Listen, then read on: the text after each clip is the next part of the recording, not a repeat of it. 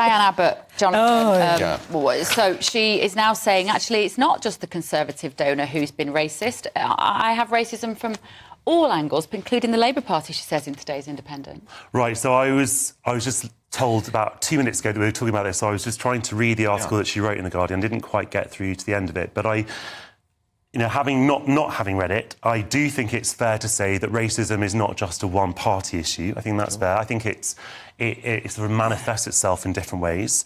But I think that everyone should be alive to the risks of racism, the dangers of racism, and that the way that we speak. There's unconscious racism sometimes as well. People don't necessarily know the effect that they have on other people when they speak. I think it's quite sensible to talk about that, particularly when you are a woman who's received so much abuse over the years. But I think what we have to sort of isolate that from the comments that Frank Hester made, which anybody would be able to identify as racist. And I think it is really to the abiding shame of the Conservative Party that they've spent an entire day denying those comments are racist before Kenny Badenoch had to shame them into saying. Before you move on to that, go back to, because we've discussed Frank Hester to hell and back, but go back to the thing you said about everyone has to be aware of the racist comments they make. Do you imagine that Dianne Abbott is aware of the racist comments that she has constantly made over the years? The one where she said West Indian women make better mothers than white women. The one where she said taxi drivers are racist. The one that she was currently under suspension from the Labour Party she still is suspended. Where she actually said Jewish people do not suffer racism, they only suffer prejudice in the way that travellers and in the way Irish people do.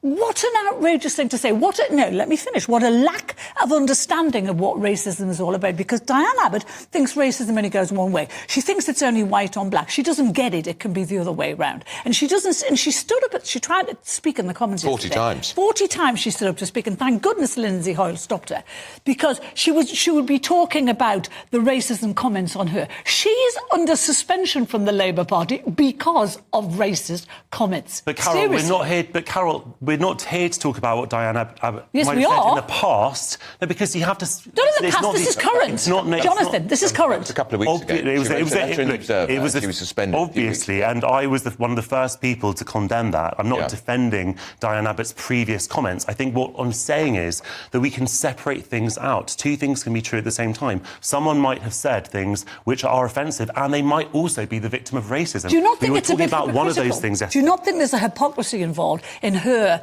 talking about racism when, in fact, she has inflicted racism on other people herself? How do the Jewish people feel, the people that she has said don't suffer racism? Well, I am Jewish myself, and I think it's terrible when someone says that a woman makes them want to shoot, that hate all black women, and that she should be shot. It's terrible? I'm offended by that. It doesn't matter. Are you not offended by what's been happening on these marches where, kill Jews? You're not offended by that?